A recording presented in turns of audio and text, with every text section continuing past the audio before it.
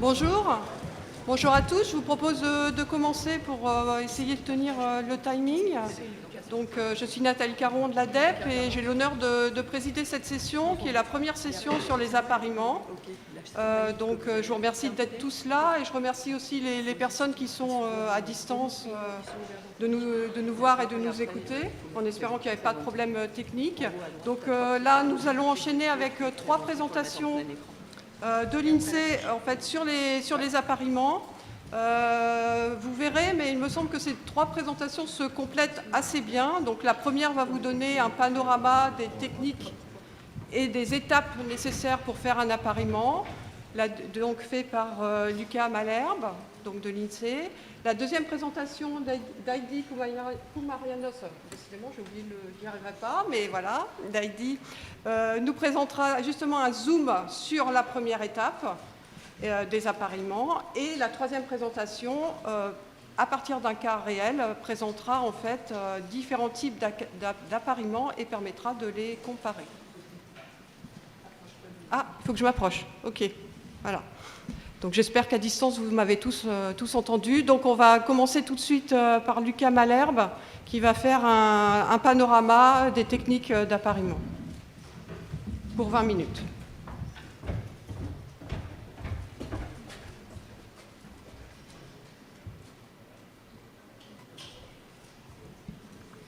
Bonjour à tous. Donc c'est moi qui ai l'honneur d'introduire cette session dédiée aux appariements. Donc double objectif pour cette présentation. D'une part, ça va être de poser les bases pour la suite de la session, les présentations de mes 2 collègues, pour la session de cet après-midi aussi qui est dédiée aux appariements. Et ensuite, le deuxième objectif, ça va être de vous proposer une petite sélection de conseils pratiques issus de diverses expérimentations qui ont eu lieu autour des appariements. Mais d'abord, qu'est-ce qu'un appariement ? La tâche d'apparier des données, en fait, ça consiste à rapprocher 2 bases de données qui sont d'origine distincte, qui partagent des unités statistiques communes, mais qui présentent des informations différentes. Donc l'intérêt, ça va être globalement d'enrichir l'information disponible. Évidemment, c'est facile si on dispose d'un identifiant unique commun, comme un numéro de sécurité sociale, par exemple, un identifiant qui soit le même dans les 2 bases. L'intérêt méthodologique, il apparaît quand on ne dispose pas d'un tel identifiant, et du coup qu'on est obligé d'apparier sur des champs, notamment sur des traits d'identité. On a différents cas d'usage qui se présentent, différents types d'applications. J'en ai listé quelques-uns. En particulier, l'un des cas particuliers des appariements, c'est ce qu'on appelle le dédoublonnage, qui consiste à identifier tous les doublons au sein d'un seul fichier. Et en termes d'objectifs, de la même façon, on peut poursuivre différents objectifs en faisant un appariement. Et notamment, si mon appariement est à visée administrative, je vais mener mon appariement de manière un petit peu différente, et en particulier, je vais potentiellement être un petit peu plus conservateur. En tout cas, je vais essayer de ne pas lier d'individus à tort pour éviter de faire trop d'erreurs de cette façon. Donc, je vous propose une présentation en 2 parties, et je commence par des points méthodologiques en parcourant les différentes étapes d'un appariement. La première étape, c'est sans surprise, en fait, une étape de préparation des données. De ce point de vue-là, c'est plutôt classique. On nettoie, on normalise les 2 fichiers à apparier. Il y a un petit point de vigilance, ceci dit, sur les appariements, c'est que il y a une variable importante en appariement, c'est la variance. La variance, c'est ce qui nous permet de différencier les individus. Et donc différencier les individus, ça va me permettre notamment de les identifier et de les lier correctement. Donc si je normalise de façon trop brutale, je vais forcément perdre de la variance, perdre de l'information, et mon appariement sera de moins bonne qualité. Donc il y a un compromis à trouver sur la normalisation et le nettoyage à effectuer. Quelques exemples de traitements de nettoyage, de normalisation. C'est les traitements classiques, notamment on met tout en majuscule, on retire les caractères superflus comme la ponctuation, les accents sur lesquels il peut y avoir souvent des erreurs. Donc, les supprimer, ça permet de se prémunir de ces erreurs-là. On peut supprimer les mots vides, corriger les valeurs aberrantes, ce genre de choses. Pas de grande surprise. Donc je passe à l'étape suivante, qui là pour le coup est spécifique à un problème d'appariement, c'est l'étape d'indexation. Le constat de départ de cette étape-là, c'est que, en fait, en pratique, idéalement, on aimerait, pour faire un appariement, comparer de façon détaillée l'ensemble des paires du produit cartésien des deux fichiers. Le problème, c'est qu'en pratique, ça fait énormément de paires. C'est un problème qui est quadratique et informatiquement, c'est pas possible. Donc, il faut trouver des solutions et la solution, ça va être de filtrer les paires. Et pourquoi est-ce qu'on peut faire ça de façon intelligente? C'est parce qu'en fait, il se trouve que dans le produit cartésien, la plupart des paires sont en fait assez faciles à écarter, puisque ce sont des paires d'individus qui sont totalement différents, qui n'ont rien en commun. Donc on peut essayer de filtrer de façon assez intelligente pour conserver un nombre de paires assez raisonnable. Point de vigilance aussi sur cette étape-là. Comme tout à l'heure, en fait, si on indexe de façon trop drastique, si on est trop strict sur l'indexation, on va perdre des individus, donc on va créer ce qu'on appelle des faux négatifs. Il y a certaines paires d'individus qu'on va même pas considérer, qu'on va même pas prendre le temps de comparer, juste parce qu'on les a rejetés à l'étape d'indexation. Donc là aussi, il y a un compromis à trouver entre réduction de la dimension et qualité de l'appariement. La méthode classique pour indexer, c'est ce qu'on appelle le blocage. Donc de façon très simple, c'est je prends un champ parmi les champs qui sont à ma disposition pour apparier les fichiers. Je vais conserver pour l'étape d'indexation uniquement les paires d'individus qui présentent la même valeur sur cette clé de blocage. Par exemple, si je choisis l'année de naissance comme clé de blocage, je vais conserver uniquement les paires d'individus qui, dans mes fichiers, ont la même année de naissance. Alors, on voit là qu'on place une importance assez énorme sur la clé de blocage, puisque dès que je vais avoir une erreur sur cette clé de blocage, dès que mon année de naissance va être fausse, je vais forcément perdre l'individu, je ne serai pas en mesure de l'apparier. Donc pour corriger pour pallier un petit peu cette limite, on peut faire quelques variations autour du blocage, et en particulier de façon classique, on va essayer de combiner plusieurs champs identifiants plutôt que de se reposer uniquement sur un seul. Et donc on peut vouloir par exemple conserver toutes les paires qui présentent une valeur identique soit sur l'année de naissance, soit sur le code postal, par exemple. Dans ce cas-là, on va forcément retenir plus de paires à l'issue de l'étape d'indexation. Par contre, on aura une méthode qui sera un peu plus robuste. Et là aussi, du coup, il y a un compromis à trouver. Et puis, bon, il y a d'autres méthodes en plus du blocage, même si c'est honnêtement celle qui est la plus commune.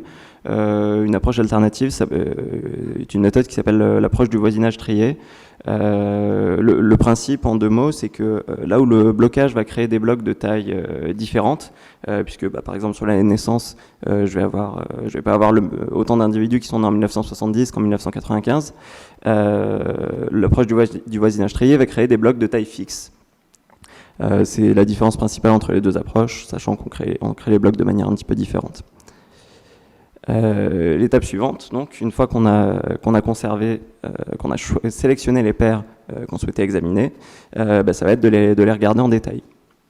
Regarder les paires en détail, ça va consister à calculer en fait à les comparer sur chaque champ identifiant. Pour les comparer, de manière naturelle, on voudrait les comparer de façon exacte, mais forcément ça va pas suffire, on va pas réussir à capter toute l'information si on fait que des comparaisons exactes. Donc en plus de ça, on va essayer de calculer des distances, obtenir des mesures de similarité pour chaque champ. Donc petit point de vigilance aussi sur cette étape, c'est celle-ci elle est vraiment liée à l'étape suivante qui est l'étape de classification. En pratique, je ne vais pas calculer les mêmes distances, les mêmes mesures de similarité en fonction de la méthode que je vais choisir à l'étape suivante. Donc il faut penser les deux un petit peu de manière commune et en même temps. Et au niveau des méthodes pour choisir les distances, le choix est assez large, ça dépend du type de champ, et en particulier pour les champs textuels, on a un grand nombre de distances qui existent, les plus connues et les plus utilisées étant les Weinstein et Jarrow-Winkler. Et donc, pour finir sur cette étape-là, en pratique, ce qui est utile à la fin de cette étape, c'est de procéder à une normalisation de façon à se retrouver avec une mesure de similarité qui est comprise entre 0 et 1, de façon à avoir des valeurs qui sont comparables pour chaque champ identifiant. Ce qui nous amène à l'étape suivante, qui est un peu l'étape dans laquelle tout ou presque va se passer, puisque c'est l'étape dans laquelle on décide du statut de chaque paire. C'est l'étape de classification. Le but est simple, du coup, c'est je prends mon ensemble de paires, l'ensemble des paires qui ont été retenues après l'indexation, et je les mets soit d'un côté, soit je choisis de les lier, soit de l'autre, et je ne les lie pas. Et pour faire ça, je vais me baser en fait complètement sur les mesures de similarité que j'ai calculées à l'étape précédente. Il y a plusieurs méthodes pour faire ça, notamment qu'on regroupe en 2 grands groupes, les méthodes déterministes et les méthodes probabilistes.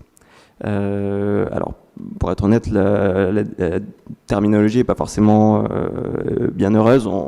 On distingue surtout les méthodes probabilistes et une catégorie qui serait presque un peu fourre-tout, qui comprend en fait toutes les méthodes qui ne sont pas probabilistes. Je commence tout de même par les méthodes déterministes parce que c'est celles qui sont les plus faciles à prendre en main, les plus faciles à assimiler. Une première méthode possible, c'est ce qu'on appelle la méthode des tours de clés successifs.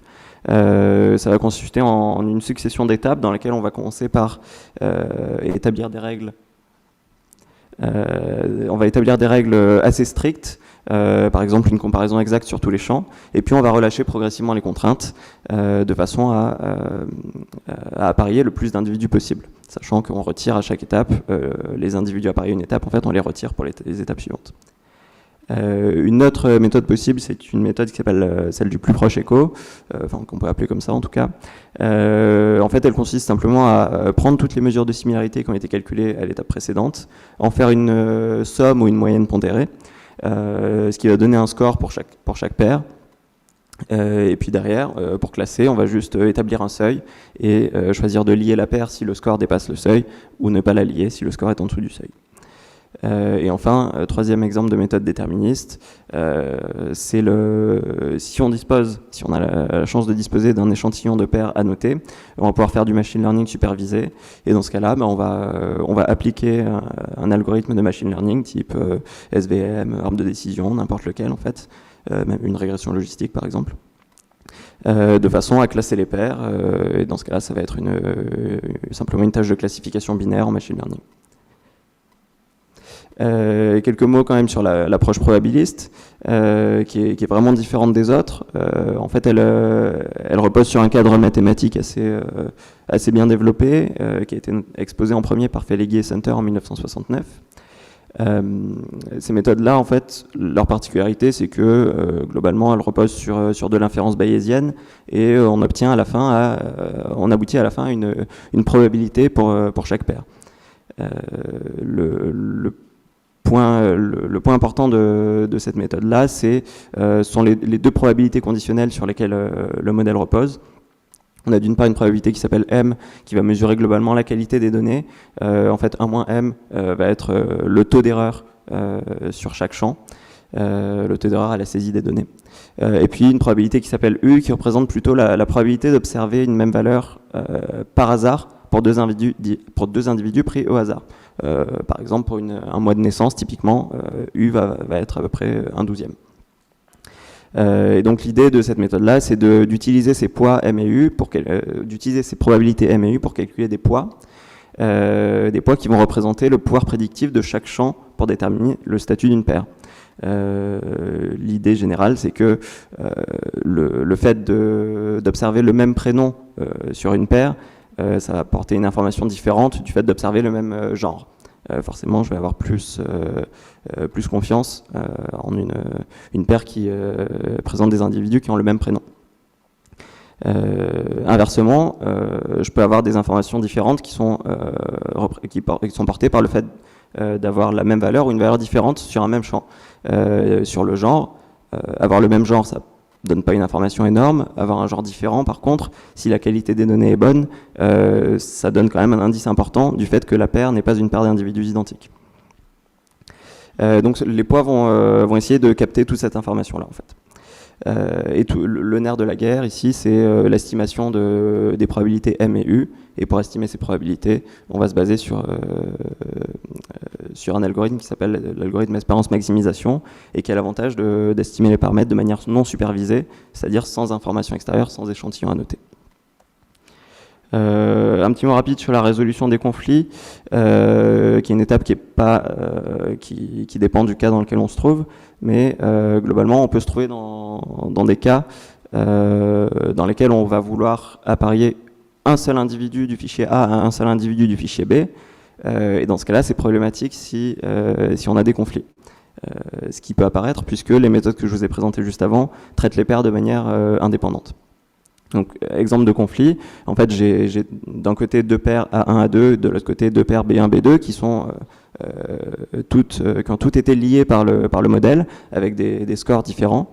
Je veux pas en rester là. Moi, je veux choisir quelle paire je vais lier. Et en tout cas, je vais lier uniquement un individu du fichier A, un individu du fichier B.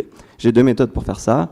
Une méthode qu'on appelle glouton, en fait, qui va prendre les paires de façon, qui va classer les paires par score de façon décroissante, qui va donc prendre la première paire A1, B1, qui va la lier, puis la deuxième paire A2, B2, qui sera la seule paire restante et qui va la lier. L'autre solution, ça va être d'essayer de chercher la solution optimale. Optimale dans le sens où on va essayer de maximiser la somme des scores pour toutes les paires. Et là, on voit qu'on va obtenir une solution différente, puisqu'on va lier maintenant A1, B2 et A2, B1. Le souci, c'est que la solution optimale, en fait, elle s'obtient, le temps de calcul associé à la recherche de la solution optimale est souvent assez rédhibitoire. Donc en pratique, on va souvent se rabattre sur la méthode glouton.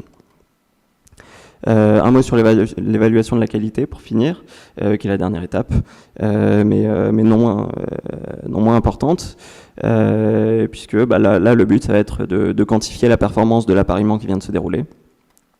Pour faire ça, il y a différents indicateurs qui existent. La difficulté, c'est souvent que pour calculer la plupart des indicateurs, on aura besoin d'avoir des informations supplémentaires, et notamment, la plupart du temps, un échantillon à noter. Alors si on est chanceux, on dispose d'un étalon OR, c'est-à-dire un échantillon représentatif de paires dont on connaît le vrai statut. Si on est moins chanceux, on va devoir annoter manuellement cet échantillon, et donc il va falloir prendre le temps de le faire. En termes d'indicateurs, du coup, on a le plus simple et qui, lui, ne nécessite pas d'informations supplémentaires, qui est le taux d'appariement, qui est la proportion d'individus que j'ai réussi à apparier. Mais ce taux-là, il n'est pas suffisant.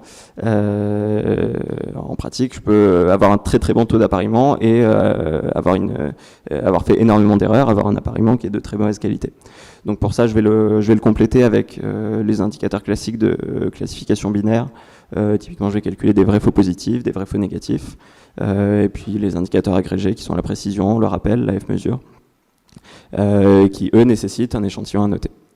En plus de ça, ça va être intéressant d'analyser des distributions, notamment est-ce que la distribution de mes paires liées, de mes paires non liées est la même que la distribution de mes fichiers de départ, ou est-ce que j'arrive à mieux lier certaines paires de certaines catégories de population. Voilà. Et si je dispose d'un échantillon à noter, je vais aussi pouvoir analyser la distribution de mes paires mal classées.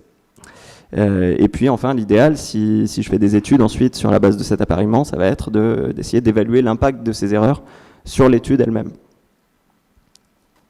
Alors je vais terminer avec 5 petits conseils pratiques issus de diverses expérimentations. Le premier conseil, c'est réussir un appariement, ça prend du temps. En fait, avoir un bon appariement, ça peut se faire assez rapidement. Essayer d'obtenir d'excellents résultats, c'est quelque chose qui prend beaucoup de temps. Et en pratique, ça va plutôt être un processus itératif dans lequel on va parcourir toutes ces étapes, arriver à l'évaluation de la qualité et repartir en fait à une étape de préparation des données, donc de normalisation, faire des ajustements, et puis de cette manière-là, faire tourner l'appariement plusieurs fois pour petit à petit améliorer les résultats. Pourquoi est-ce qu'on est obligé de faire ça? Parce qu'en fait, il n'y a pas de méthode qui s'applique de A à Z à tous les cas d'usage, à tous les fichiers. Tous les fichiers ont leur spécificité, et la réussite de l'appariement, en fait, elle repose dans le fait de prendre en compte ces spécificités-là. Et ça m'amène en fait à mon deuxième point, qui est l'intérêt de prendre au sérieux l'évaluation de la qualité. Puisque si je dispose d'indicateurs fiables, je vais pouvoir les utiliser pour, dans mon processus itératif pour améliorer mon appariement.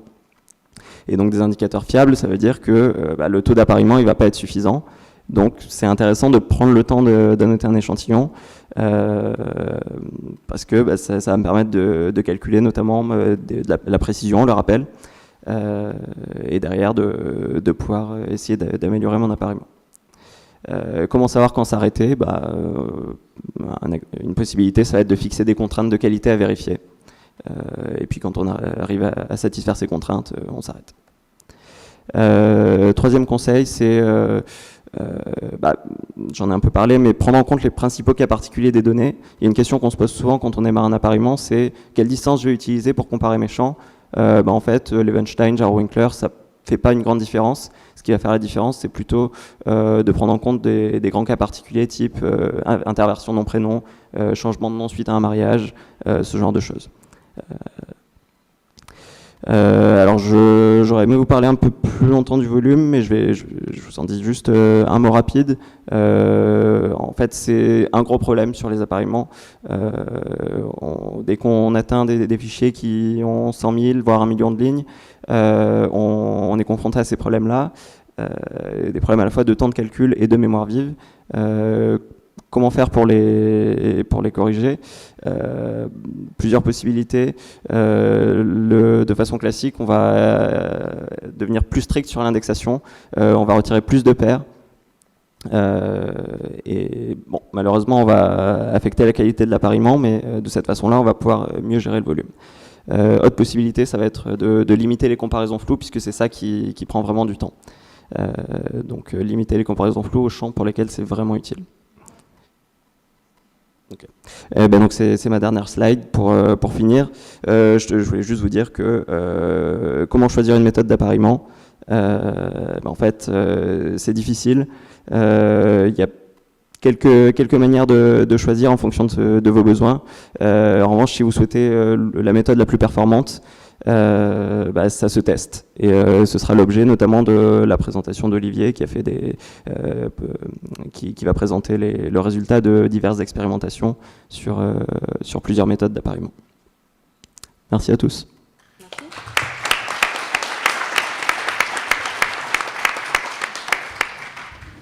Je vous propose d'enchaîner tout de suite avec Heidi Koumarianos sur la première étape qui vient d'être signalée, donc sur le nettoyage de données. Alors, bonjour. Le partage n'est pas encore là, mais il devrait arriver. Donc moi, je vais vous présenter des travaux qui ont été menés assez rapidement. Donc malheureusement, je n'ai pas pu aller aussi loin que ce que j'aurais voulu sur l'impact du nettoyage des données sur la qualité d'un appariement. Pourquoi cette présentation? Quand on a commencé à travailler sur les appariements, notamment avec Lucas et Olivier il y a un peu plus d'1 an, on a rencontré pas mal de personnes expérimentées dans le domaine. Et plusieurs nous ont dit, alors c'est dans ma mémoire en tout cas, la préparation des données, la normalisation, c'est 80% du boulot, c'est les 3/4 de votre réussite, de votre appariement, etc. Alors moi j'aime pas trop les trucs sans dénominateur, donc je me suis dit tout le temps, mais tout de suite 80% de quoi en fait? De quoi on parle? Est-ce que c'est du temps? Est-ce que c'est le taux d'appariement? Est-ce que c'est le taux de faux positifs? Puis je me suis dit c'est beaucoup en fait, 80%. Est-ce que vraiment le nettoyage des données c'est 80% du taf quoi? Et dans le même temps, donc j'avais fait un peu de revue de littérature sur le sujet et puis je tombe sur un article, un seul pour l'instant. Si vous en connaissez d'autres, je les prends.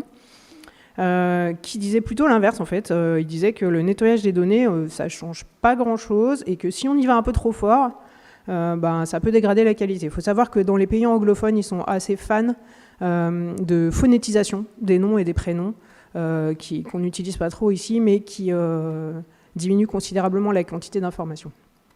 Et du coup, je me suis dit, tiens, on va essayer de regarder finalement qu'est-ce que ça fait le nettoyage des données, ça améliore, ça dégrade. Et puis, qu'est-ce que ça dégrade en fait? Est-ce que si je nettoie pas, est-ce que je vais avoir beaucoup de faux négatifs, c'est-à-dire de paires que je ne trouve pas, ou est-ce qu'au contraire, je vais avoir plutôt des faux positifs, des paires qui sont fausses. Donc, on va commencer d'abord par... donc il y a 3 parties, le nettoyage des données. De quoi on parle? Donc on parle... Lucas vous a présenté tout à l'heure les différentes étapes d'un appareillement. Alors là, je vous ai mis 4 façons de présenter ces étapes d'un appareillement issues de la littérature et de personnes différentes. Tout le monde identifie cette phase de préparation des données, nettoyage, standardisation, normalisation. On entend beaucoup de mots différents, mais en tout cas, elle revient tout le temps. C'est bien sur cette première étape-là qu'on se concentre et sur les impacts de cette étape sur les suivantes. Pourquoi on prépare les données? C'est assez basique, hein. On va essayer de constituer un ensemble de variables comparables. On veut aussi essayer d'enlever un peu les erreurs quand on les trouve, et puis commencer à se dire quelles sont les variables que je vais utiliser pour mon processus d'appareillement. Si on rentre un peu dans le détail, donc il y a beaucoup de termes qui sont utilisés pour désigner cette étape, qui ne sont pas tous équivalents. On attend standardisation, normalisation, nettoyage, préparation. En fait, il y a beaucoup de choses. Et j'avais envie déjà de vous proposer une vision de cette étape qui soit plus large. Pour moi, la préparation des données, c'est pas ce que j'ai un peu fait moi en faisant ces travaux. Je fonce comme une grosse bourrine, je repère mes erreurs, je les corrige, etc. Non, on va un peu trop vite, comme on l'a rappelé hier dans la première conférence. C'est important de regarder les données, de les comprendre, de savoir comment elles sont faites. Donc il y a une vraie phase d'observation, de qualification des données qui est très importante. Il y a évidemment une phase de modification des données. Si vous avez les mois décembre d'un côté et 12 de l'autre, vous n'allez pas comparer décembre avec 12, vous allez faire un effort de reformatage au préalable. Et il y a une phase de prise de décision sur le processus d'appareillement. Et enfin, une phase de documentation. C'est souvent notre faiblesse, mais d'utiliser cette phase de qualification pour produire des indicateurs agrégés sur la qualité des données. Si on rentre un peu plus dans le vif du sujet, on peut imaginer plusieurs types de tâches qu'on va faire dans cette étape. Donc la première et la plus simple, c'est le formatage. Évidemment, le sexe 1, 2, MF, on va les mettre de façon cohérente. La gestion des valeurs manquantes, des valeurs partielles aussi, on va essayer de la traiter de la même façon. Il peut y avoir des étapes de codification. Donc j'ai oublié de préciser ici qu'on parle de données individuelles, de données de personnes. Donc des phases de codification de lieux géographiques de naissance, par exemple, de lieux de résidence. Dans d'autres domaines, ça pourrait être des phases de codification d'une nomenclature. Il y a une phase très importante à laquelle on pense aussi facilement, c'est la phase de segmentation. Essayer de repérer dans un nom le nom de jeune fille, le nom d'épouse quand il y en a plusieurs, les civilités. La segmentation, c'est aussi une tâche qu'on fait pas mal sur les adresses. Et enfin, on va essayer de traiter des anomalies quand on repère des valeurs bizarres auxquelles on ne s'attend pas. Est-ce qu'on les garde? Est-ce qu'on les enlève? Comment on les corrige? Donc voilà pour le contexte. Et je vais vous présenter maintenant les données qu'on a utilisées et les différents scénarios de test. Donc il y a les données, donc c'est les données qu'on a pu utiliser dans le cadre des travaux de Résil que Olivier va vous présenter ensuite. Donc on avait les données de l'enquête annuelle de recensement. Donc c'est une enquête menée par l'INSEE. Dans cette enquête, les informations nominatives, le nom et le prénom, ne sont pas des variables d'intérêt. Donc elles font l'objet de certaines exigences qualité, mais qui sont quand même inférieures aux exigences de qualité qu'on peut avoir sur les variables d'intérêt du recensement. Il y avait le fichier d'imposition des personnes, qui est donc un fichier administratif, et puis le fichier, pardon pour la coquille, tout salarié, qui est produit par le DERA à partir de plusieurs sources d'informations, dont la DSN, la déclaration sociale nominative. Donc il y a plutôt une nature administrative derrière. Donc on a utilisé ces fichiers pour les départements de la Lozère et des Hauts-de-Seine. Lucas vous a dit tout à l'heure que les processus d'appareillement sont assez gourmands en taille, donc on n'a pas fait France entière. Pourquoi la Lozère?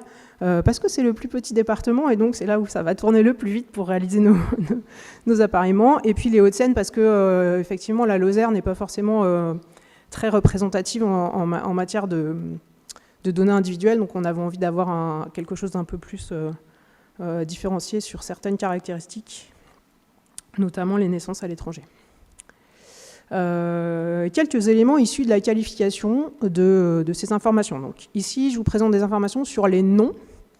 faut savoir que donc, dans l'enquête annuelle de recensement, on a une seule variable de nom, qui comprend Madame Machin, épouse bidule, ou Monsieur Trucmuche, divorcé le 1er juillet, ma fille n'habite plus chez moi, enfin bon, voilà, un ensemble d'informations assez divers, qu'on retrouve ici, puisque la proportion de noms comportant 2 ou 3 mots ou plus est largement supérieure à ce qu'on peut observer sur les fichiers administratifs. A l'inverse, le fichier FIP et le fichier tout salarié comprennent explicitement une variable de nom marital. Ici, la ligne non maritale, donc j'ai réduit le champ aux personnes, aux femmes, évidemment, et puis j'ai pris un champ comparable, donc, puisque dans le fichier tout salarié, on n'a pas les retraités, pour prendre en compte l'évolution, enfin le fait qu'on soit sur des champs à peu près comparables de personnes mariées ou non mariées. Et on voit aussi que quand même la proportion est très très différente, avec une femme sur 2 qui a son nom marital dans le FIP contre 1 sur 4 dans le fichier tout salarié. Donc on voit déjà qu'on a une information sur le nom qui n'est pas cohérente selon les fichiers. Sur le prénom, un petit peu la même chose. On remarque que dans le fichier FIP, donc le fichier fiscal, il y a beaucoup plus de personnes qui ont déclaré tous leurs prénoms, 2 ou 3, alors que dans les autres fichiers, on n'en a plutôt qu'un seul. Donc ça nous donne déjà des informations sur les variables d'appariement qu'on va vouloir choisir. Ici, je vous ai remis quelque chose sur les dates, parce que donc on a, dans le même temps, on a mené des travaux avec l'équipe du projet CSNS, Code statistique non signifiant, et on est retombé sur ce problème aussi de valeurs en non-réponse, soit sur l'ensemble de la date, soit seulement sur le mois, soit seulement sur le jour, et aussi ce qu'on appelle parfois de valeurs refuge. Donc il y a des gens qui ne connaissent pas leur date de naissance et qui vont donc renseigner très souvent le 1er janvier. On le voit ici dans la distribution des jours, qui est pas du tout un 365e pour chaque jour, avec donc beaucoup plus de gens qui déclarent du 1er janvier. Pourquoi je vous dis ça? Parce que du coup, on peut suspecter qu'un 00 dans un fichier soit un 1er janvier dans l'autre, etc. Donc c'est des choses qu'on a envie de prendre dans un processus d'appariement. Très rapidement, sur le lieu de naissance, on avait aussi des choses assez dissemblables, avec un tiers de valeur manquante à l'enquête annuelle de recensement. Pourquoi? Ce n'est pas parce qu'il y a un tiers de valeur manquante dans l'enquête annuelle de recensement, simplement pour avoir les données nominatives. On s'appuie non pas sur les données statistiques de l'enquête, qui ont subi une codification, mais sur les données issues de la saisie, qui, elles, n'en ont pas subi pour les pays nés à l'étranger. Et puis dans les fichiers administratifs, donc on n'a pas de problème de valeur manquante. En revanche, on peut avoir des problèmes de valeur historique, de code commune ou de code postal qui ne correspondent pas au code officiel géographique. Donc à l'issue de cette étape de qualification, merci. Donc on a mis en place 3 niveaux de nettoyage des données. Alors le niveau 0, on a pris vraiment la base de la base, quoi.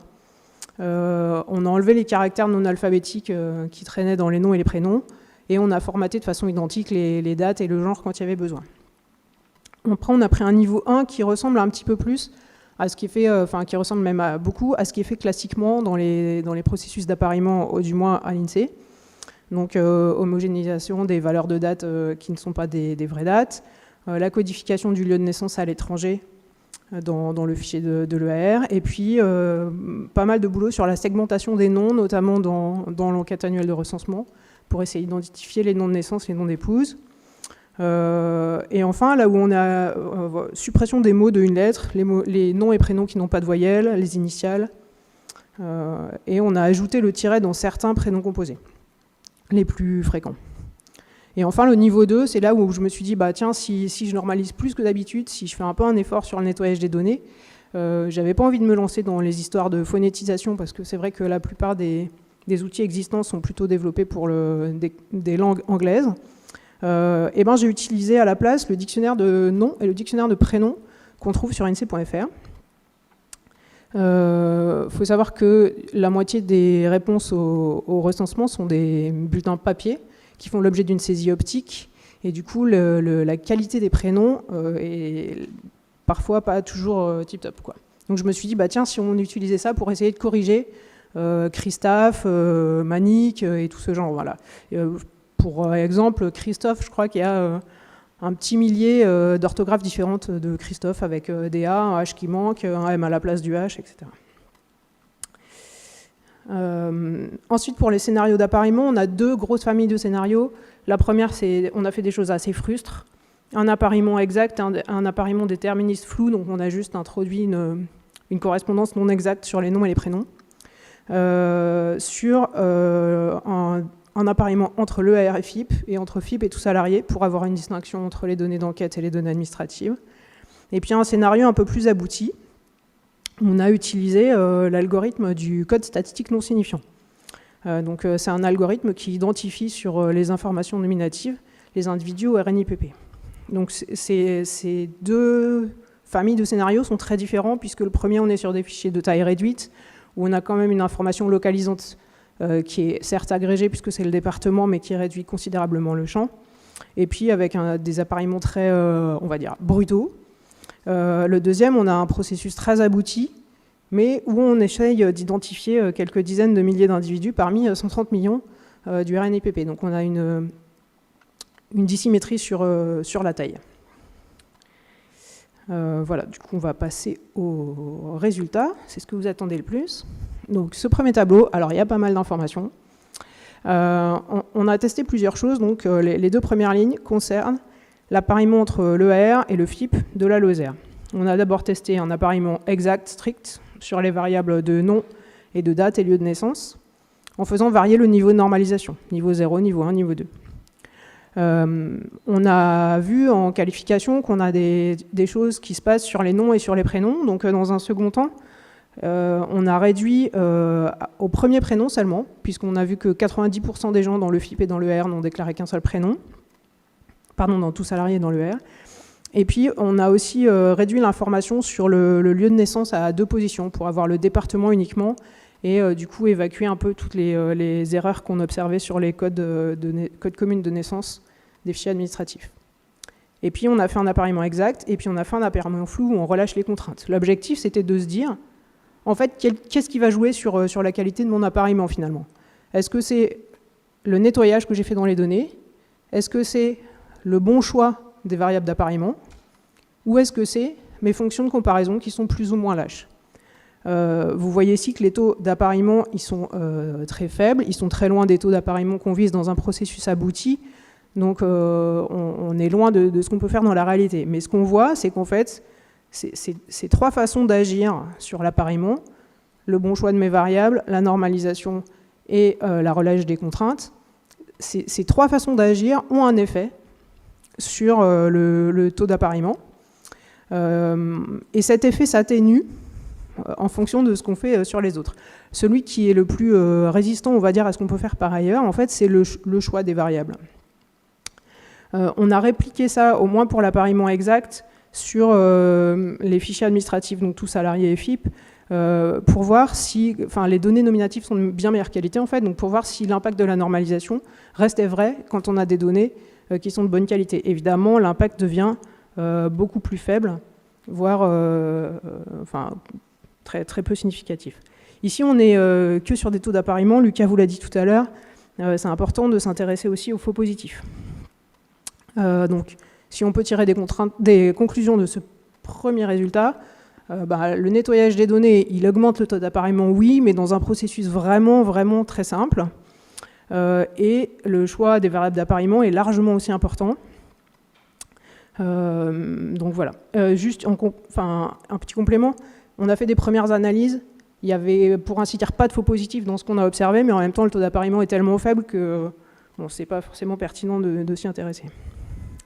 Dans le deuxième scénario, c'est l'inverse. On a un processus hyper abouti qui se déroule en plusieurs étapes, une étape exacte, puis des étapes d'appariement avec des relâches relativement simples, et enfin une étape avec une requête par valeur approchée qui va chercher vraiment beaucoup d'individus et les classer avec un score. Donc sur cette étape, sur ce deuxième scénario, on a testé de la même façon l'impact du niveau de normalisation sur le taux d'appariement. On n'a pas fait varier le jeu de variables utilisées parce qu'en fait c'est déjà pris en compte spontanément par la façon dont le processus est construit. Et donc ce qu'on voit ici, c'est que le taux d'appariement il bouge très peu en fait. Il varie de façon très faible. Un peu plus fortement pour les données d'enquête, mais pour les données administratives, ça varie très peu. Ce qu'on voit aussi, et je vais passer rapidement là-dessus, c'est que dans les différentes étapes, le volume qui se répartit entre les étapes exactes, les requêtes simples et les requêtes floues, pour le coup, lui, il va beaucoup varier en fonction du degré de normalisation qu'on a pu choisir. Et notamment, donc ici, pour tout salarié, ça varie de 10 points en moins sur l'étape exacte. Et puis, pour le R, ça varie aussi pas mal. Donc, ce n'est pas les résultats les plus intéressants, je vais passer. Donc pourquoi on a fait aussi ce scénario-là? C'est parce que dans tout salarié, dans le fichier tout salarié, il y a le NIR, et donc on a une évaluation très rapide et très simple des faux positifs à l'issue de cet appariement. Donc on a fait des estimations sur les sources RFIP, mais qui sont vraiment à la grosse louche, on n'a pas eu le temps d'annoter des pairs.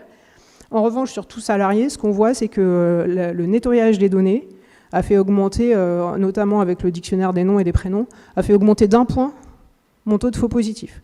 Donc j'ai bien dégradé mon taux de faux positifs à l'issue de ces scénarios de normalisation. Ouais, j'ai presque fini.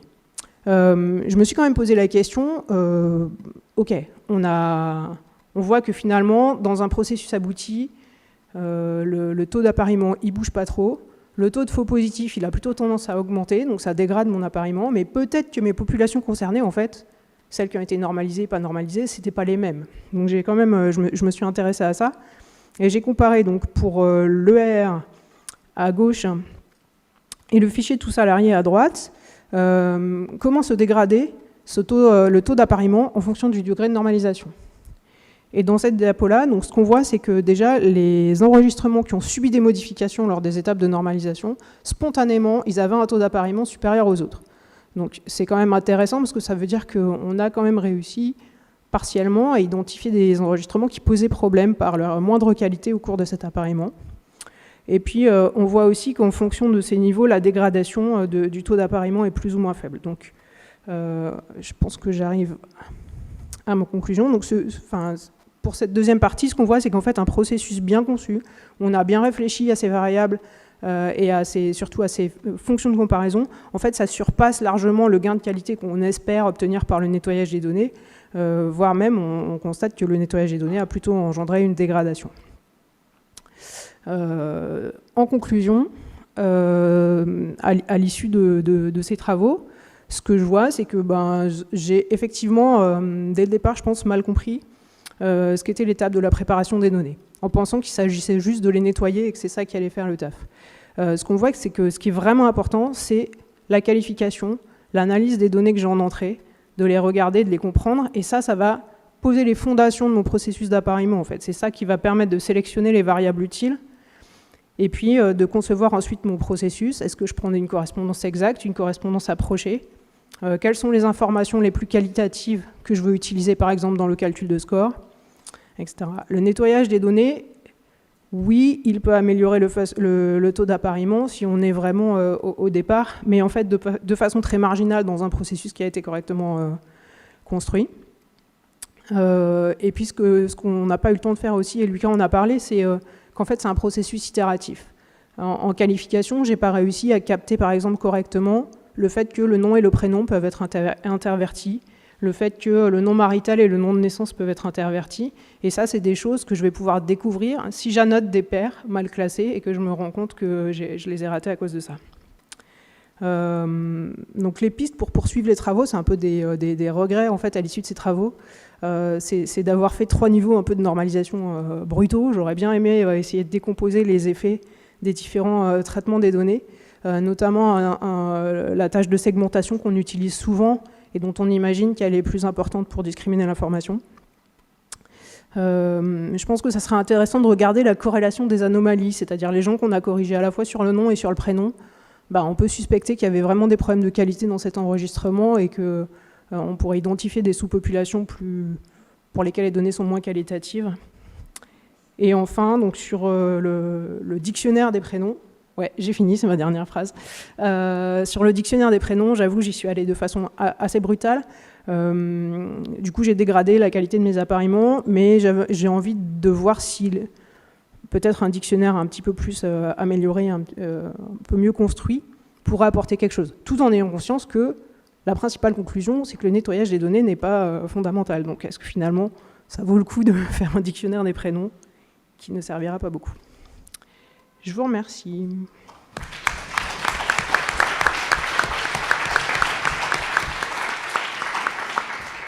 Je vous propose d'enchaîner donc sur un papier commun avec les 3 personnes de la tribune, mais présenté par Olivier, sur une autre étape du processus d'appariement. Donc, est-ce qu'il faut faire un appariement déterministe ou probabiliste? Bonne question, donc merci. Bon, effectivement, j'ai perdu au Shifumi, donc c'est moi qui présente aujourd'hui, mais on a fait le travail à 3. Je voulais aussi commencer par remercier Maxime Huguet, parce que j'ai utilisé les résultats de son stage, et aussi également Ahmed Mohamed, parce qu'il a fait pas mal d'annotations de pairs qui nous ont permis de mesurer la qualité et de comparer la qualité des différents appariements. C'est essentiel et c'est un travail quand même assez fastidieux.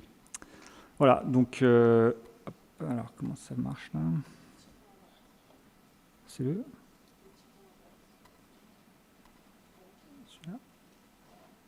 Ouais. Alors, pourquoi est-ce que c'est important pour Résil? Pourquoi on s'est posé ces questions-là? Alors, d'abord, je vais vous expliquer ce que c'est Résil en 2 mots. Alors ça, déjà, c'est quasiment un exploit, mais on va essayer. Donc, le programme Résil, en fait, l'objectif, c'est de construire un système de répertoire d'individus et de logements à partir de données administratives. D'accord? Donc, en entrée, on a des données administratives et on va essayer d'en déduire des informations contenues dans les données administratives, un répertoire d'individus et de logements. Alors, in fine, Résil, ça sera donc 2 répertoires, donc d'individus et de logements qui seront mis à jour au quotidien dès qu'on recevra des fichiers administratifs. Mais l'idée, c'est bien ensuite de définir à partir de ces répertoires ce qu'on appelle un univers de référence. Donc en gros, des bases de sondage d'individus, des bases de sondage de logements, qui pourront être utilisées à la fois pour tirer des échantillons, mais également pour caler les résultats. Et on a profité en fait de l'environnement de Résil pour proposer 3 services. Un premier service qui sera un service d'accueil de sources administratives. Un autre service, donc, qui est le service dont je viens de parler, de production de l'univers de référence, des populations de référence, et puis un 3e service qui sera très utile, qui sera la possibilité de produire des fichiers enrichis. Et en fait, pour ces 2 services, le premier donc sur l'accueil des sources et le dernier pour l'enrichissement, on a besoin d'appariements pour identifier les individus qui sont présents et pour pouvoir ensuite constituer notre répertoire. Donc là, c'est un schéma global, mais juste, je ne vais pas aller dans le détail, c'est simplement pour vous montrer qu'en entrée, donc, on a des sources administratives. Donc le premier travail, ça va être d'identifier les individus présents dans ces sources. Donc c'est là où on va utiliser les techniques d'appariement pour constituer notre répertoire. Et dans un deuxième temps, en fait, je descends un petit, on ne voit pas complètement le bas de la slide. On va proposer un service d'enrichissement. C'est quoi? C'est-à-dire qu'on peut avoir des demandeurs, donc c'est par exemple des concepteurs d'enquête, qui vont vouloir compléter leurs fichiers par des données contenues dans des fichiers administratifs. Et donc là, pour ce faire, en fait, ils vont pouvoir s'adresser à Résil à partir des traits d'identité contenus dans leur enquête, donc les noms, prénoms, date et lieu de naissance. Résil identifiera ces individus et ira récupérer dans les données administratives les fichiers, les variables dont ils ont besoin. Donc voilà les 2 étapes où l'identification a un rôle clé dans le futur système d'information des répertoires qu'on compte mettre en place. Alors, notre test, donc nous on a également utilisé pour ce travail les données de l'EAR 2019 et du fichier d'imposition des personnes, FIP. On a également utilisé la Lozère pour les mêmes raisons que ID, mais on a pris un autre département qui est l'Ille-et-Vilaine. Là, c'est pour rendre hommage au pôle RFS de Rennes, parce qu'on a utilisé un de leurs outils, donc c'est pour ça qu'on a utilisé l'Ille-et-Vilaine. Alors, les variables qu'on a utilisées pour nos appariements, c'est classique, c'est le nom, donc les noms, marital de naissance, prénom, date et les lieux de naissance, le département de naissance, et puis la nouveauté, ce qui est un élément très important aussi dans les appariements, on a utilisé l'adresse de résidence dont on a réduit l'information, on s'est restreint aux 2 premiers mots directeurs de l'adresse. Alors, qu'est-ce qu'on a testé comme méthode? Comme on l'a dit, on a d'abord testé une méthode déterministe, donc c'est là où intervient le pôle RFS de la DR de Rennes, qui a créé un outil qui s'appelle Rhapsody, qui a été présenté dans les JMS il y a celle d'avant ou celle encore d'avant, je ne sais plus. Donc c'est un outil, moi comme je suis de l'ancienne école, je l'ai utilisé en SAS, mais il existe aussi en R, et donc qui est une méthode d'appariement par tour successif, comme l'a présenté Lucas tout à l'heure. Donc au départ, on a les 2 fichiers donc, de l'EAR et de FIP qui sont normalisés. Donc la première étape, c'est de faire un appariement exact, donc tout bête, on considère que 2 individus sont identiques à partir du moment où ils ont exactement les mêmes caractéristiques dans les 2 fichiers. Donc ça permet déjà de réduire la taille du problème. Et ensuite, on a utilisé une clé de blocage qui était la commune de résidence pour faire des appariements plus approchés. C'est-à-dire que là, on accepte, on tolère en fait des écarts entre les différentes variables, mais on les oblige à ce que les 2 individus appariés résident dans la même commune. À partir de là, on a ensuite fait donc ça permet toujours de réduire le problème. Donc on a de moins en moins d'individus à parier. Et ensuite, on a fait une troisième étape dont l'objectif, c'était de refaire un appariement exact, mais cette fois sans prendre en compte la commune. Donc on acceptait 2 individus qui ont les mêmes caractéristiques, mais qui résident dans des lieux différents. Alors ça, l'exemple le plus simple, c'est l'exemple d'un étudiant, par exemple, qui peut être recensé dans sa résidence d'étudiant et qui, dans les fichiers des impôts, est avec ses parents, donc à l'adresse de ses parents. Donc, dans les appariements jusqu'à présent, on le loupait, puisqu'on l'obligeait à ce que les individus soient dans la même commune. Ce troisième tour-là, il nous permet de les récupérer. Et enfin, on a fait un tour 4, j'expliquerai.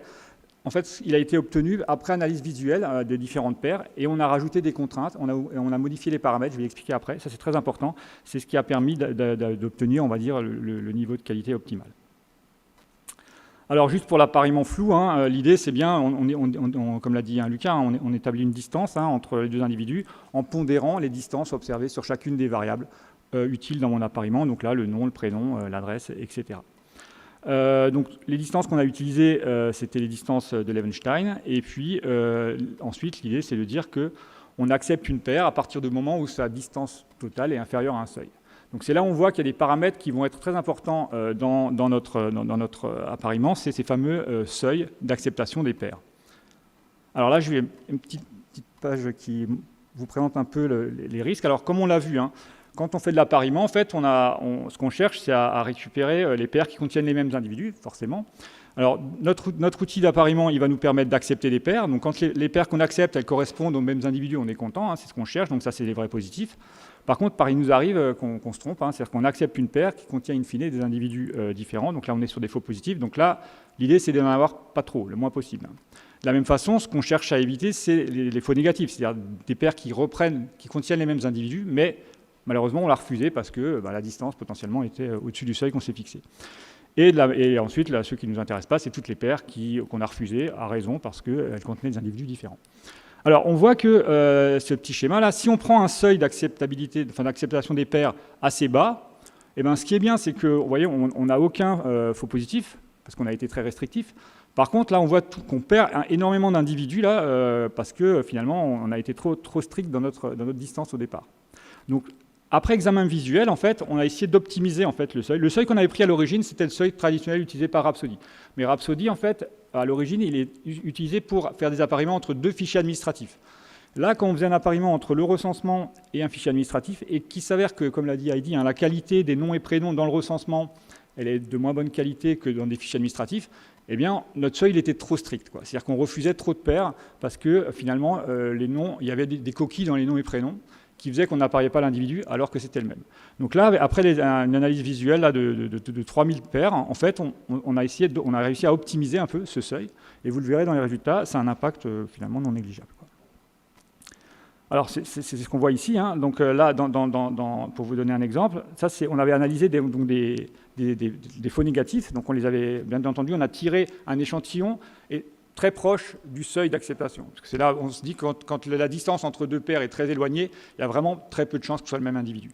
Et là, ce qu'on a fait, c'est qu'on a analysé donc, des paires qu'on avait a priori refusées, parce qu'on avait mis un seuil, vous voyez, à 1,6 au départ. Donc toutes les paires en bleu, c'est des paires qui étaient refusées à l'origine, mais qu'in fine, on a accepté parce que nous, on a augmenté notre seuil à 2,7 in fine. Et ce qu'on voit quand même, en faisant ça, bien entendu, on a récupérer quelques individus qui ne nous arrangent pas, c'est le prix à payer. Au départ, on n'avait aucun faux positif. En augmentant notre seuil, on a récupéré plein de faux négatifs, donc ça nous arrange bien, mais à contrepartie, vous voyez, les individus en rouge et en jaune, là, c'est des faux positifs. Donc malheureusement, on a dans notre appariement final quelques faux positifs, mais on voit quand même que le gain est plutôt intéressant. Donc ça, c'est juste pour vous montrer un peu le graphique qu'on obtient en regardant ce que ça donne au niveau des différents tours d'appariement. Donc là, ce qu'on voit, ce qui est intéressant, c'est que le premier appariement, donc en bleu, là, c'est l'appariement exact. Donc là, on a vraiment exactement les mêmes caractéristiques dans les 2 fichiers. Et on voit que cet appariement exact, en fait, il baisse avec l'âge. D'accord ? C'est-à-dire que les personnes plus âgées, eh bien, elles sont moins bien appariées de façon exacte. Et ça traduit juste le fait que les personnes âgées, elles répondent plus par papier au recensement.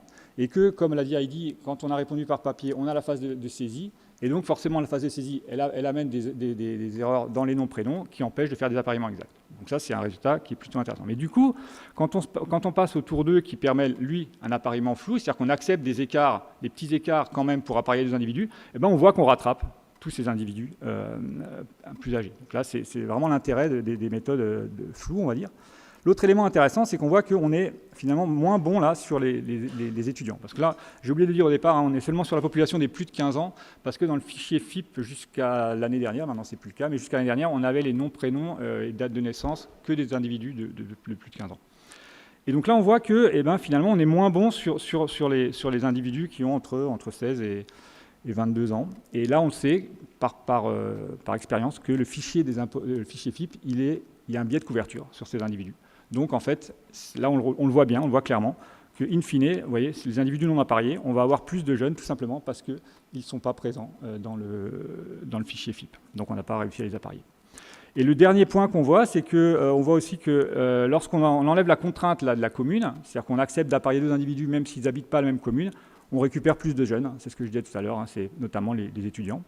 Et puis en vert, là, on voit l'impact de la modification des paramètres. Quand on est passé de 1,6 à 2,7, on a récupéré la population verte. Donc là encore, on voit forcément, on récupère plus de personnes âgées. Voilà. Donc, à côté de cet appariement déterministe, Heidi a testé un outil qui est l'outil Relais, qui est un outil développé par l'Institut statistique italien, qui est un outil qui met en œuvre notamment la méthode probabiliste de Felighi Center. Donc, les étapes, ça a été un appariement exact, on réduit quand même toujours le problème dès qu'on peut, et ensuite un appariement en utilisant les méthodes probabilistes avec comme clé de blocage la commune de résidence en Lozère, ça suffisait, ça convergeait. Par contre, quand on est arrivé sur l'île-et-Vilaine, là ça marchait plus, parce qu'en fait les fichiers étaient déjà trop gros. La ville de Rennes, par exemple, elle empêchait le fichier de converger, donc il a fallu utiliser des clés de blocage plus petites pour réussir à faire converger notre modèle. Donc là, c'est un premier résultat qui est assez connu, qui, comme l'a dit Lucas, plus les fichiers sont gros, plus les appariements probabilistes sont consommateurs de ressources, et plus il est difficile de les faire converger. En termes de distance, Heidi elle avait utilisé une distance de Levenshtein, et puis elle a utilisé un seuil d'acceptation des paires à une probabilité de 0,9. Donc on voit, parce que du coup l'outil permet de calculer la précision et le rappel, on voit que les résultats sont très bons pour le coup là, mais encore une fois là, on a quand même ce petit problème de taille, qu'on reviendra tout à l'heure. Donc de son côté, Lucas, lui, il a testé des packages Python qui s'appellent Record Linkage, qui met en œuvre également une méthode d'appariement probabiliste Felighi Center. Donc pour la Lozère, les étapes, ça a été l'appariement exact, un blocage sur la commune et ensuite un blocage sur l'année de naissance. Donc ça fonctionnait. Pour l'île-et-Vilaine, malheureusement, donc vous voyez, il y a 400 milliards de paires potentielles, donc on a quand même des grosses bases de données là. Il a été obligé de rajouter une étape complémentaire pour pouvoir converger. Il a été obligé de passer par un blocage commune et année de naissance d'abord pour réduire le problème. Et ensuite, il a pu passer au blocage commune et au blocage année de naissance. Pour les distances, bien, il a utilisé une similarité de Jarreau-Winkler avec un seuil fixé à 0,92. Donc ça, c'est les paramètres qu'il a estimés après analyse un peu des données visuelles des données. Et puis, on a fixé un seuil d'acceptabilité des paires à 0,5. Donc ça, je pense que c'est un peu bas, on le verra par la suite. Donc les résultats, quand on compare, comme on l'a dit tout à l'heure, pour mesurer la qualité d'un appariement, on mesure normalement la qualité des fichiers en entrée. Ça, c'est très important, ça a un impact très fort. Nous, on va se concentrer sur la mesure de la qualité du processus, donc les taux d'appariement et les taux de faux positifs et les faux négatifs des différentes méthodes.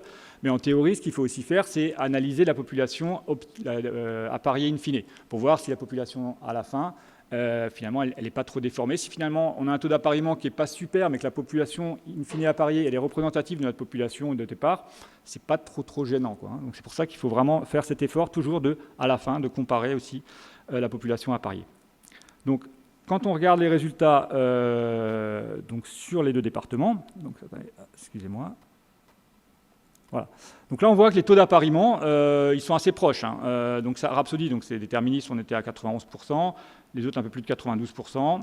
On était un peu meilleur sur le deuxième département, mais on voit toujours que la meilleure méthode, a priori, c'était le package Python, mais avec des écarts faibles. Ensuite, on s'est concentré à analyser en fait les individus qui étaient présents trouver par une méthode et pas par les autres, pour essayer de voir si finalement on ne pouvait pas améliorer une méthode par rapport à l'autre ou si on n'avait pas plutôt affaire à des faux positifs ou des effets négatifs. Donc c'est là où on est obligé de passer par l'analyse visuelle, hein, donc c'est un peu fastidieux, mais il n'y a pas le choix. Et on voyait quand même que la méthode donc du package Python, qui avait le meilleur taux d'appariement, c'est aussi celle malheureusement qui avait le plus de taux de faux positifs. Donc quelque part, on perdait aussi un peu en qualité à ce niveau-là. Donc là, on a un graphique qui nous donne un peu plus l'analyse en fonction des paires, en fonction des paires par quelle méthode elles avaient été retrouvées. Bien entendu, plus une paire est trouvée par plus de méthodes, plus la probabilité que la paire soit bonne est importante. Hein. Donc c'est pour ça que quand on a en général 2 sur 3 qui trouvent la même paire, on a des résultats, des paires correctes qui sont plus importantes. Par contre, on voyait là que pour les paires qui n'avaient été retrouvées que par la méthode du package de Python, on avait quand même beaucoup plus de paires incorrectes. Voilà, donc en conclusion, ce qu'on peut dire, hein, c'est que il y a déjà des résultats qu'on a obtenus qui étaient connus par ailleurs, hein, donc c'est plutôt rassurant. C'est que le problème de volume pour les méthodes probabilistes est quand même un problème qu'il faut réussir à surmonter. Donc, comme l'a dit Lucas tout à l'heure, là on travaillait sur AUS, on ne travaillait pas encore sur des méthodes qui peuvent plus partager les programmes. Donc, aujourd'hui, il y a des possibilités de passer ce problème, mais quand même, c'est un problème qui arrive assez vite, hein, parce que là, on n'était que sur des départements. Hein, et normalement, quand on fait des appariements, l'objectif, c'est de viser France entière. Donc, voilà. Donc là, on voit qu'il y a quand même un grand pas à franchir. Ce qu'on en retire, hein, quand même, ce qu'on a dit tout à l'heure, hein, ce qui est important, c'est de regarder ces données, c'est de les analyser et aussi de faire une analyse visuelle du résultat de l'appariement. Parce qu'au-delà du taux d'appariement, il faut vraiment réussir à obtenir des informations sur les taux de faux positifs, les taux de faux négatifs, parce que c'est aussi ça qui va vraiment dire des choses sur la qualité finale. Et comme l'a dit Lucas, hein, c'est en analysant ces paires-là qu'on rajoute aussi des nouvelles contraintes. Par exemple, typiquement, un cas qui n'arrivait pas beaucoup dans les fichiers administratifs, c'est l'inversion nom-prénom. Dans le recensement, c'est beaucoup plus fréquent. Donc du coup, on a rajouté ce genre de contraintes pour améliorer in fine l'appariement. Et donc ce qu'on constate, hein, donc là, les résultats sont un tout petit peu biaisés dans la mesure où on a fait beaucoup plus d'analyse visuelle des méthodes déterministes que des méthodes probabilistes. Donc forcément, ça donne un petit avantage à la méthode déterministe. Mais en tout cas, ce qu'on peut constater, c'est qu'une analyse déterministe bien paramétrée donne des résultats quasiment aussi bons qu'une méthode probabiliste qui, elle, est beaucoup plus coûteuse, comme on l'a vu, en temps machine. Donc, du coup, dans le cadre de Résil, parce que quand même l'objectif, à l'origine de ce travaux, c'était ça, notre conclusion, ça va être vraiment finalement d'utiliser un modèle déterministe. Pourquoi ? Parce que c'est aussi plus facile à communiquer sur la méthode qu'on emploie lorsqu'on veut vulgariser un peu les traitements qui seront mis en œuvre dans Résil. Par contre, on envisage quand même potentiellement d'utiliser un outil de type probabiliste sur des échantillons pour s'assurer toujours que notre outil il donne des bons résultats, pour être sûr qu'on ne perd pas de la qualité au fil des ans. Et ce qui est surtout très important pour nous, c'est qu'on va mettre en place une interface de mesure de la qualité, hein, pour vraiment estimer des indicateurs qualité pour chaque appariement, pour pouvoir fournir notamment aux personnes qui nous demanderont des enrichissements, de leur dire, voilà, OK, on vous donne ça, sachez que l'appariement, il a donné ça, et sachez que la qualité de l'appariement, il est de temps, quoi. Ça, c'est des éléments sur lesquels on souhaite communiquer. Et c'est aussi des éléments qui vont nous permettre, finalement, d'optimiser notre moteur, hein, parce qu'en analysant les paires, on voit que parfois on découvre de nouvelles méthodes, de nouvelles contraintes qui améliorent l'appariement. Et puis, l'autre élément très important, hein, c'est que ces paires annotées, elles peuvent potentiellement nous permettre de mettre en place des méthodes de machine learning supervisées, hein, comme l'a dit Lucas. Et donc, aujourd'hui, on ne s'exclut pas de mettre en œuvre ce genre de choses, quoi. Voilà, je suis arrivé au bout, même un peu plus tôt que prévu. Donc, parfait, place aux dans le questions. bon timing.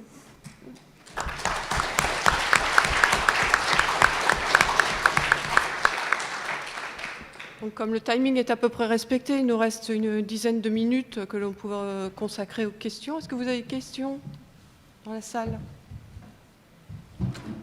Attendez avant de poser la question qu'on vous apporte le micro.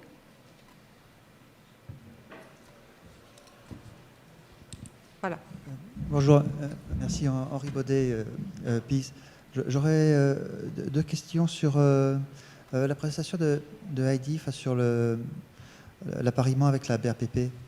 En fait, il y avait des taux d'appariement qui étaient excellents. Et juste, c'était un peu naïf. Pourquoi est-ce qu'on ne peut pas se servir de cet appariement comme pivot ? Vous comprenez ce que je veux dire? Apparier les deux fichiers à la BRPP pour ensuite apparier les fichiers entre eux.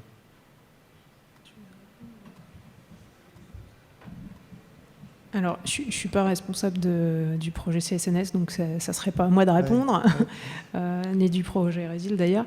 Oui, les taux d'appariement sont excellents. Alors, je n'ai pas précisé, mais donc ça a été réalisé avec la V2 du projet CSNS qui devrait être en production au mois de mai, si je ne me trompe pas, c'est ça?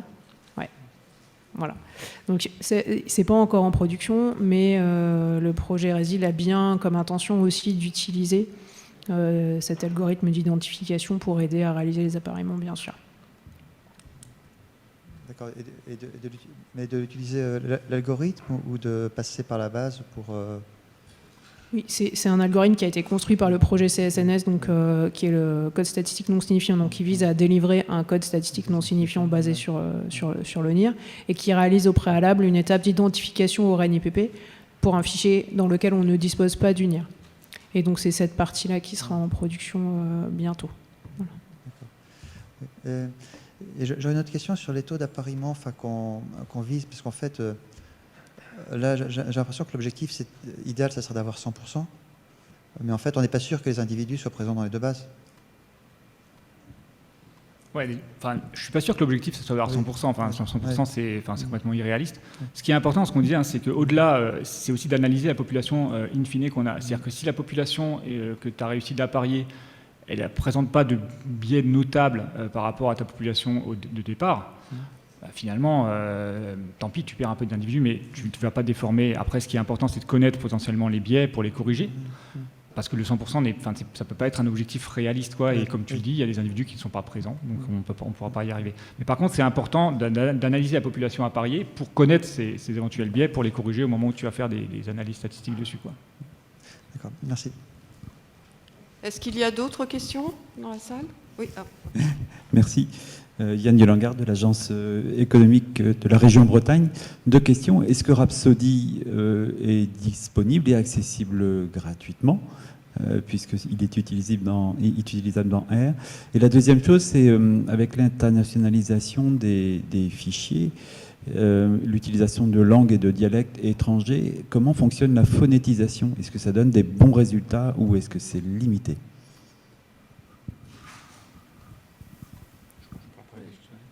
Donc sur la première question, donc il y a Eric Lesage, la directeur régional de Rennes, qui est là, mais je ne suis pas sous son contrôle, mais je pense qu'aujourd'hui Rhapsody c'est un outil INSEE qui n'est pas en open source aujourd'hui. Voilà ce que je peux dire. Mais je sais pas si tu... Et sur la phonétisation, donc on l'utilise pas trop à l'INSEE, donc on trouve énormément de choses plutôt dans la littérature anglophone là-dessus.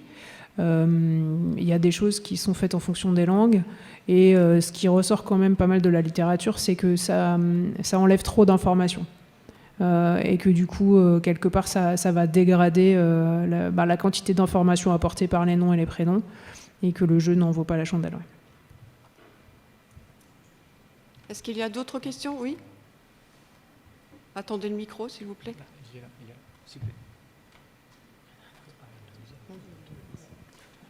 Une question rapide pour Lucas. Dans la partie résolution des conflits, vous avez parlé de la méthode par optimisation que vous avez écartée rapidement en disant que le coût de calcul est trop grand. Mais la résolution de conflits ne concerne qu'une partie de l'échantillon, n'est-ce pas? Toute la partie qui n'a pas déjà été traitée par l'appariement exact et tout ça. Donc je suppose que ça concerne une partie de l'échantillon qui n'est pas si grand que ça. Donc, dans les expériences que vous aviez, c'était quelle taille d'échantillon? Et quand vous dites le coût de calcul est exorbitant, c'est à partir de quel moment on considère que c'est exorbitant? Alors, il y a eu plusieurs questions, je crois que j'ai oublié le début. Bon, en tout cas, c'est vrai que je l'ai écarté un peu vite. Cette méthode optimale, elle est intéressante. Ceci dit, déjà en pratique, elle ne fait pas une différence énorme avec la méthode Gluton, parce que c'est rare quand même d'avoir des conflits aussi pathologiques que ceux que j'ai identifiés, enfin, que l'exemple que j'ai donné dans ma présentation. Après, en pratique, si on veut l'utiliser, c'est possible. Sur l'appariement exact, bon, ça dépend des fichiers, mais on a, je pense, de manière générale, on peut avoir quelque chose de l'ordre de 60-70% des individus qui sont appariés de manière exacte. Ça laisse quand même un nombre conséquent de paires pour l'étape suivante. Donc ce constat-là de la méthode optimale est trop longue, je ne l'ai pas expérimenté moi-même, c'est basé sur la littérature. Je ne saurais pas dire exactement quel est le temps de calcul associé, mais quand ça dépasse quelques heures, ça me paraît. Enfin, j'imagine que quand ça dépasse quelques heures, c'est compliqué. Sachant qu'il y a déjà le processus d'appariement en amont qui prend plusieurs heures. Il y avait une autre question dans la question. Merci. Non, mais par contre, il n'y a peut-être pas de question dans la question, mais est-ce qu'il y a d'autres questions? Non, dans la salle, non. Sur le chat, on a les remerciements de François Clanchet en fait, pour cette présentation, donc ça c'est pour les auteurs. Et moi par contre j'avais deux petites questions. Sur les appariements, il existe un outil en open source qui est MatchID, qui a été réalisé par le ministère de l'Intérieur, qui est du déterministe avec du machine learning. Et en fait, je me demandais si vous aviez utilisé en fait, cette méthode ou comptez le faire, sachant que je sais très bien que la difficulté, c'est d'implanter en fait, l'outil pour pouvoir l'utiliser. C'est un peu bête, mais... Non, mais il s'avère qu'à l'heure actuelle, justement dans Résil, là, on est en train de tester MatchID. Pour l'instant, on le teste sur le SSP Cloud, donc on ne peut pas le tester sur des données nominatives, on le teste juste sur des communes pour se faire la main dessus et pour voir s'il répond effectivement à nos besoins. Il semble bien d'un point de vue théorique. Après, la prise en main, c'est un langage quand même qui n'est pas simple d'utilisation, donc c'est peut-être là le petit bémol aujourd'hui. Mais on continue en fait l'expérimentation parce qu'effectivement, on pense que c'est un outil qui est intéressant, en tout cas d'un point de vue méthode. En particulier, il possède une partie annotation des paires qui est très bien faite en fait. Donc la notation des paires, c'est utile parce qu'on regarde sur une paire, si c'est des vraies paires, un œil humain qui voilà. Donc nous, c'est ce qui nous avait séduit, mais in fine, on ne l'a pas retenu non plus. Ouais. Après, nous, justement, l'idée qu'on a aujourd'hui, effectivement, c'est si on était amené à peut-être à développer un outil spécifique, je pense comme c'est un outil en open source, on ne s'interdirait pas d'utiliser cette brique d'annotation qui est vraiment effectivement très bien. Et j'avais une deuxième question, donc j'en profite. Sur les appariements probabilistes, vous avez beaucoup insisté sur le fait que c'était difficile de faire fonctionner ce type d'appariement avec des données relativement volumineuses. Donc ça veut dire qu'il n'y a aucun outil en open source qui permettrait de le faire à l'heure actuelle?